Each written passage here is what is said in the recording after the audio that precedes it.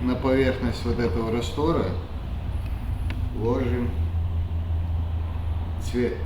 Танцующие краски, облака и ветер, волнообразная бумага. Так по-разному называют искусство Эбру в странах Востока. Али Сапаров – первый художник в России, создающий необычайные узоры на воде. Этот стиль интересен тем, что ни одна работа не повторяется.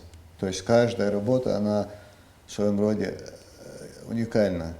Потому что ты не знаешь каждый раз, вот как себя поведет краска на поверхности. Стиль Эбру появился в XI веке в Китае. Символом техники считается цветок мак. В создании водных рисунков используются природные краски на основе оксида железа, которые с помощью пипетки опускаются в воду с загустителем. Затем художник специальным инструментом искусно выводит изображение. Благодаря свойствам базовой жидкости краски не смешиваются.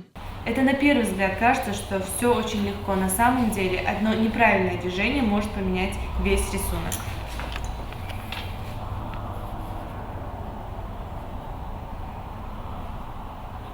Мастер пишет в различных стилях. Среди них карикатура, живопись, графика, пейзажи, портрет. В стиле Эбру Сапаров начал писать 15 лет назад. Этому искусству его обучили в Стамбуле, где он особенно популярен. Готовые изображения Али обычно наполняет каллиграфией. Аяты из Корана, хадисы. Сама техника была придумана для того, чтобы писать на нем каллиграфию. Трудно представить, что на создание таких причудливых узоров ушло около 40 секунд. Если бы пришлось работать с кисточкой, потребовалось бы значительно больше времени.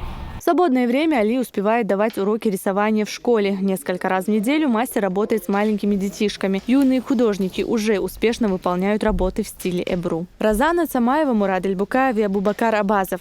Новости.